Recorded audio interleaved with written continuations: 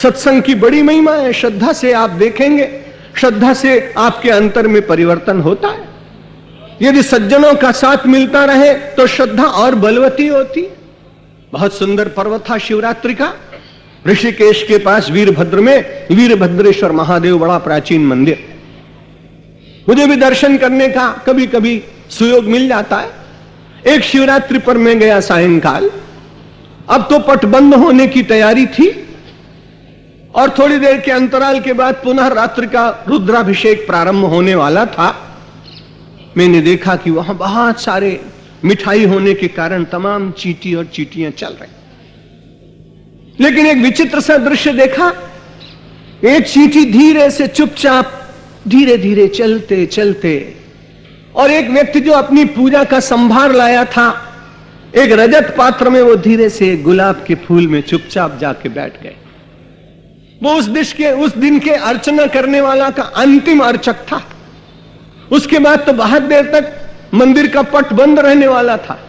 इससे पूर्व जितने लोग जल चढ़ा के गए, पुजारी जी बार बार शिवलिंग को धो देते, मार्जन करते, स्नान कराते, सारे फूलों को उठाकर एक कोने में ढेर लगा देते।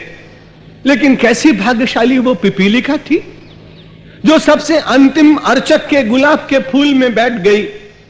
और बैठने के बाद जब वो रखा गया शिवलिंग के ऊपर पुष्प, पुजारी त्वरा में था, उसने जल्दी बंद किया, लौट के आऊंगा फिर स्वच्छ करूंगा। पिपीलिका बड़ी प्रसन्न है, मन में विचार भी कर रही है, मेरी क्या सामर्थ्य थी कि मैं शिव मंदिर में पहुंच पाती। मुझ में कहां इतनी योग्यता थी कि मैं भगवान शंकर के इतने सानिध्य को इतने समय तक प्राप्त कर सकती। लेकिन पिपीलिका के मन में भी श्रद्धा जागी कि मैं भगवान शंकर के नैकट्य को प्राप्त करूं। असज्जनः सज्जन संग संगात करोति दुस्साध्यमपीह साध्यम। पुष्पाश्रयात शंभु शिरोधिरूढ़ा पिपीलिका चुंबति चंद्र बिंबम। उस पिपीलिका को भी चंद्रमा जिनके शीश पर है, ऐसे चंद्रशेखर भगवान के बिल्कुल निकट बैठने का अवसर मिल गया। आपकी श्रद्धा अखंड न हो तो निरंतर सत्संग करते रहिए। निरंतर सत्संग करते करते मन के प्रश्नों का समाधान आपको मिलता रहेगा। आपकी श्रद्धा में कहीं ग्रंथि पड़ने वाली हो तो आप उससे बच जाएंगे। श्रद्धा कहीं भग्न हो रही हो तो तुरंत आपका विश्वास जगाकर आपको चेतना देगा और पुनः आप श्रद्धा के साम्राज्य में जीवन व्यतीत करने लगे। श्रद्धावान लभते ज्ञान तत्परः संयतेन्द्रियः। लेकिन श्रद्धा के साथ में तत्परता होनी चाहिए और जितेंद्रिय होने का मन में विचार करना चाहिए। तत्परः संयतेन्द्रियः।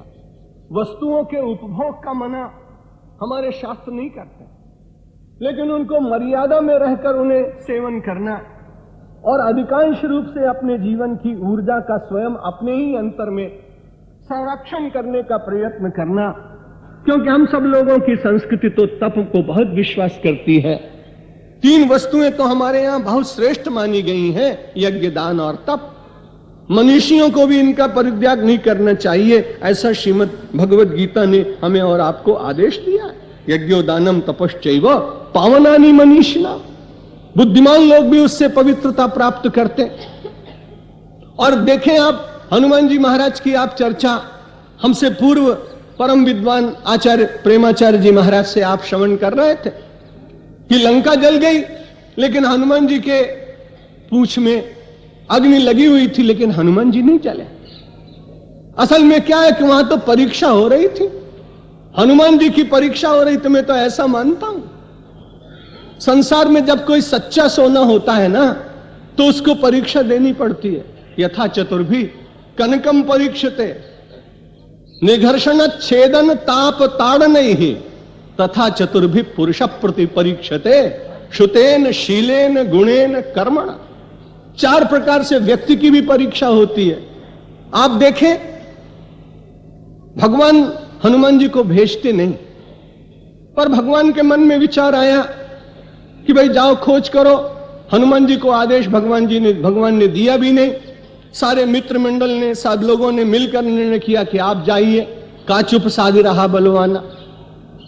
सब लोगों ने विचार किया कि एक बार रावण ने भी तो अपने यहां भेजा था किसी को, और जिसको भेजा उसको स्वर्ण मृग बना के भेजा।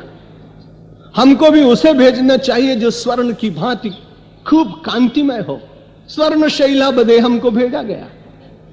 जब उधर से आया तो मारीच वो स्वर्ण मृग बनकर आता है। अब परीक्षा करनी चाहिए कि असली सोना है कि नकली सोना है। तो निघर्षण छेदन ताप ताड़न, इसलिए पहले छेदन किया, और जैसे ही छेदन किया तो वहां उसका प्राणांत हो गया। मालूम पड़ गया कि नकली सोना था, ऊपर से केवल खोल चढ़ा हुआ था, समाप्त हो गया। अब जब हनुमान जी गए तो हनुमान जी का परीक्षा करने के लिए रावण के मन में विचार जागा कि मैंने भी तो एक स्वर्ण भेजा था, लेकिन वो तो बिल्कुल नकली सिद्ध हुआ। अब देखें तो सही राम का जो स्वर्ण आया है वो कैसा है। इसलिए उन्होंने ताप ताड़न ही खूब जोर की अग्नि लगवाई, लेकिन रावण को बड़ी निराशा हुई कि तो असली सोना है, हमको ही जला गया लेकिन खुद जला नहीं। निघर्षण छेदन ताप ताड़न ही। हनुमान जी के मन में एक श्रद्धा है, एक विश्वास है कि मैं जिसका सेवक हूं उसके सेवक को कौन जला सकता है। यदि अपने भीतर अपना बल हो तो व्यक्ति को निश्चित बात है कि पराजय का मुख देखना पड़े, कभी अहंकार के कारण पराभूत होना पड़ता है। लेकिन यदि मन में विचार है कि मैं तो जिसका सेवक हूं वो संसार में सबसे बड़ा, उसके सेवक का अपमान हो ही नहीं सकता है,